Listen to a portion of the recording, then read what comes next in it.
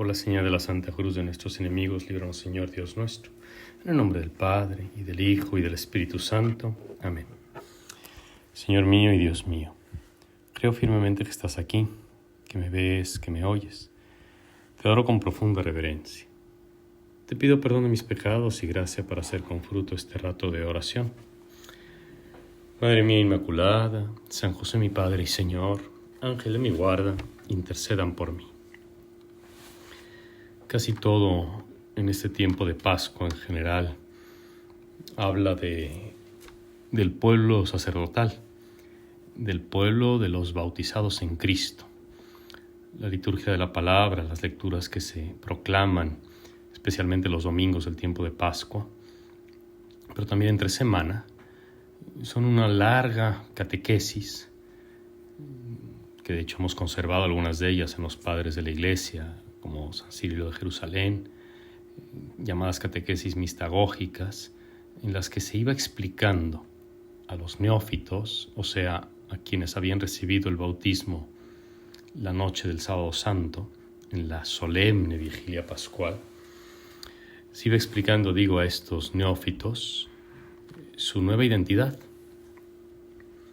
Algo ya conocían por la larga preparación que habían recibido, pero ahora era importante que les quedase marcado, sellado. Y esto es lo que también a nosotros nos sirve, es lo que podemos también escuchar ahora. También a nosotros nos habla la palabra de Dios para recordarnos que somos un pueblo nuevo, un pueblo escogido, un sacerdocio real, gracias al bautismo. En este contexto se sitúan las palabras del Evangelio de San Juan que se proclaman hoy, sábado, de la quinta semana de Pascua. Dijo Jesús a sus discípulos que el mundo los odia. Y los odia porque ustedes no son del mundo. Ustedes no son del mundo, sino que yo los he escogido para sacarlos del mundo, sacándolos del mundo. Yo los he escogido sacándolos del mundo y por eso el mundo los odia. Estas frases recuerdan lo que ya en el libro del Éxodo se narra sobre la voluntad de Dios que saca a un pueblo de Egipto y lo consagra después de ese pacto en el monte Sinaí. Y los he elegido como mi pueblo, los he segregado de las naciones, los he separado del resto de los pueblos para hacer de ustedes mi pueblo.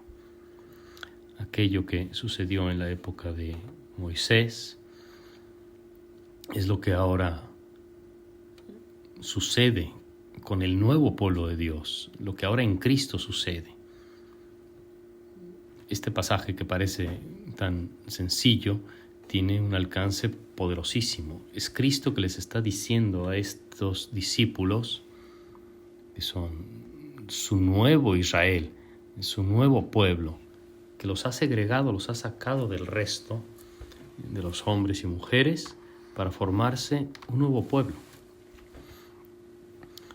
Y es un pueblo que se distingue ya no tanto de los demás pueblos, como en el caso de Israel. La distinción era entre Israel y las demás etnias.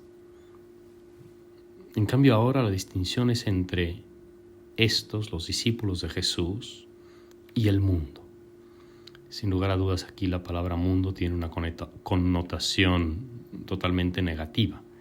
El mundo aquí significa el mal, la corrupción, la mentalidad sin Dios, toda clase de vicios, de desenfrenos, lo que nosotros traduciríamos quizá como mundaneidad.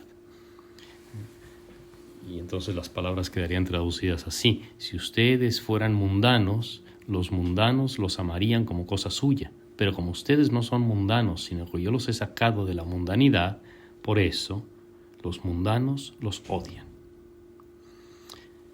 Y ahora hemos de preguntarnos si esto es así. Realmente, como nuevo pueblo de Dios, como bautizados, ¿no somos mundanos? Si el mundo te aplaude, recordaba algún santo, preocúpate, porque quiere decir que no eres verdaderamente discípulo de Cristo. Pero si el mundo te odia, entonces quiere decir que sí, que estás siendo discípulo de Cristo. Aquí podemos seguir ahondando en esta realidad. Por una parte, lo que sucedió en la antigüedad, en el Antiguo Testamento, luego es llevado a su plenitud en el Nuevo Testamento. Y San Pedro, en una de sus epístolas preciosas, se dirige a los cristianos diciéndoles así: ustedes son una nación santa, pueblo de su propiedad, nación consagrada. ¿Para qué? Para proclamar las maravillas de aquel que los sacó del dominio de las tinieblas a su luz admirable.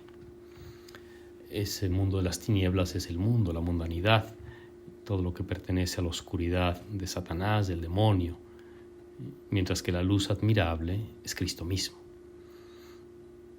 En la noche del Sábado Santo, cuando se bautizaba en la antigüedad, también quizá un poco ahora, esto se hacía palpable porque toda la basílica o la iglesia a oscuras, totalmente a oscuras, y en medio de esa oscuridad, de pronto, con la luz del fuego nuevo, se enciende el cirio pascual y todos, desde esa luz, encendían la suya.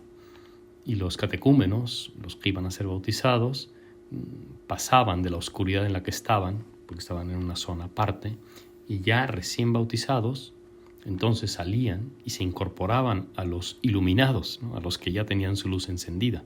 Entonces era como muy gráfico, pasaban de las tinieblas, de la oscuridad, a la luz. Les quedaría sin duda grabada en la imaginación, en la memoria, este momento tan singular.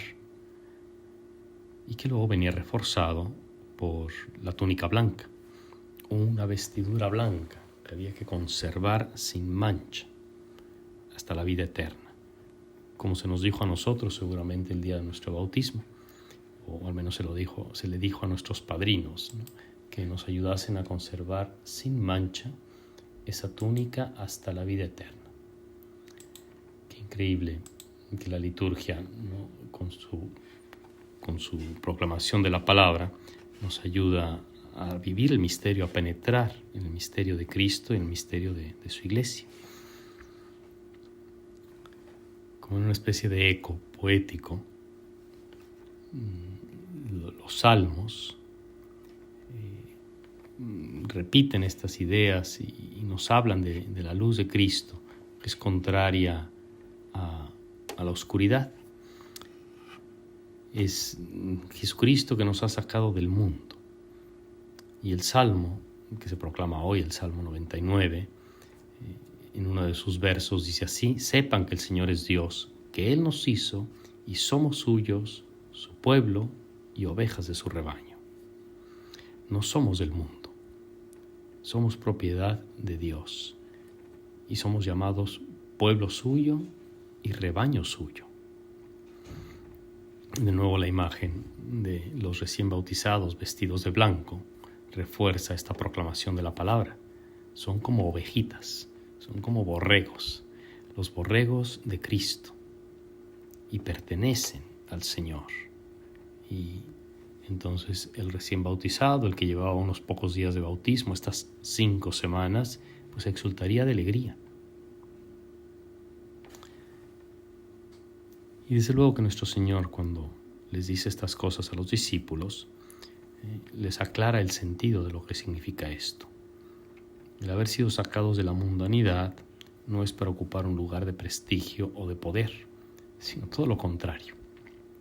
Recuerden lo que les dije: no es el siervo más que su amo. Si a mí me han perseguido, también a ustedes los perseguirán. Y harán todo esto con ustedes a causa de mi nombre. En efecto, la oposición al mundo por ser fieles a Cristo conlleva esta especie de combate perpetuo, que no significa necesariamente que vaya a venir alguien con una pistola a perseguirte, pero sí puede significar en algunos casos cierta exclusión social, el ya no poder pertenecer a cierto grupo o ser mirado mal o que ya no te inviten a ciertas reuniones. Pues sí, una especie de exilio social o de ostracismo que se llamaba, ¿no? La ley del hielo, porque no eres mundano, porque no te vistes de determinada manera, porque no comes, porque no te juntas con, porque no te vas a dormir con, ¿no? Y así. Es verdad. Y te llamarán mocho, y te llamarán anticuado, y te llamarán retrógrada, y te dirán que eres tonto, y así sucesivamente. Nadie te va a disparar con una pistola, pero el mundo te hará su guerra. Nos ha sacado del mundo, pero no simplemente para hacernos sufrir, sino nos ha sacado del mundo para que podamos disfrutar verdaderamente de aquel que nos sacó de las tinieblas y nos introdujo en su luz admirable. Te doy gracias, Dios mío, por los buenos propósitos, afectos e inspiraciones que me has comunicado en este rato de oración. Te pido ayuda para ponerlos por obra. Madre mía Inmaculada, San José mi Padre y Señor, Ángel de mi guarda, intercedan por mí.